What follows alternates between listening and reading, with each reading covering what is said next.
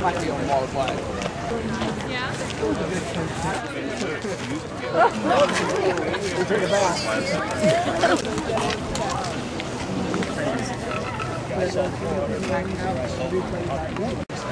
Sell 1690 up.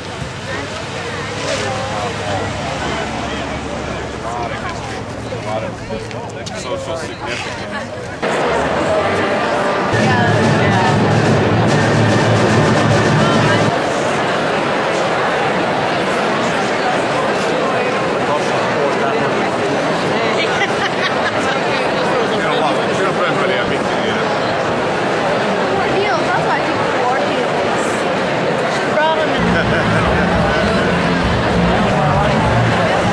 Here and across our state, it is my pleasure to introduce to you the person that knows our next president best, and that is our last president of the United States, William Jefferson.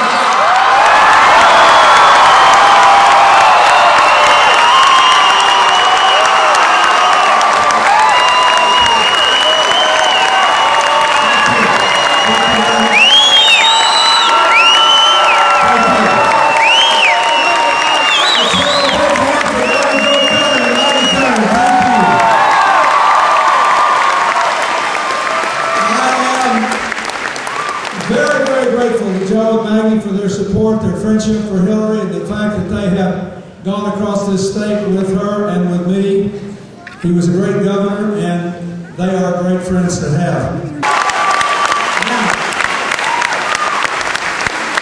this is an amazing crowd, and apparently there are more than 1,000 other people in an overflow room, so they're supposed to be able to hear me, and if they can, I hope they'll wait, because when I finish shaking hands, I'm coming to see them too.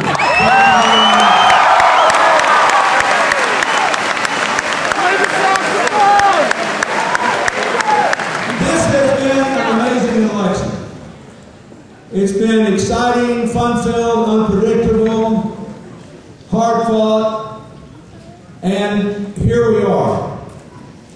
If Hillary wins a big victory in Pennsylvania, she will win in West Virginia and Kentucky. That means if you vote for her in Indiana, she can win the popular vote, and I believe then she will be the nominee for the Democratic Party.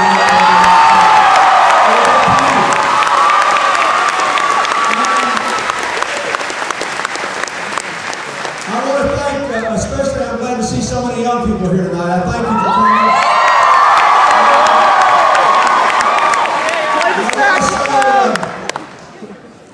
coming. A few things. You know, I'm a little out of practice at this political stuff. I'm looking for everybody. Most of my life is spent in a totally different way.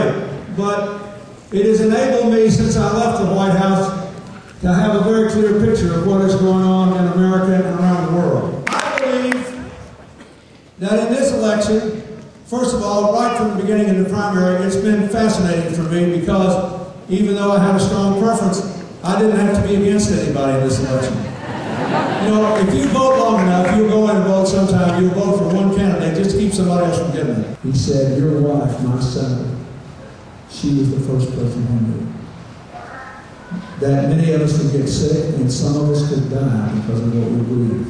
Remember the stuff you saw in the air? Remember those awful pictures? What you saw was asbestos, PCBs, and benzene, 3 well-known cancer-causing agents. He said that the president, most of us voted for, and the White House and the EPA, they said, oh, no way they can get sick. They don't need any money for emergency diagnosis and aggressive treatment. So, but Hillary knew, and she fought for us, and she got people in both parties to help. And she never stopped, and eventually we got that help. And because of her, some of us who would have died are alive. And he said a lot of us who didn't make it, at least our families have the dignity of knowing that it's a terrible time for this country, that Congress of the United States honored their service. This guy looked at me, and he said, you know, I don't know what I think about politics anymore, but I do know this. That's the sort of person who ought to be president. Someone who knows what it's like to be me. And every other person in this country who can be overlooked and forgotten. He said we all got to be treated the same. And that's what I believe. If you think that America's future ought to look like this room, if you think we ought to have a shared future with shared responsibilities and shared opportunities, If you think we should all belong to a community where our interests and differences are not as important as our common humanity, and if you want a president who will never forget to look past in your eyes tonight, say yes to him. Thank you.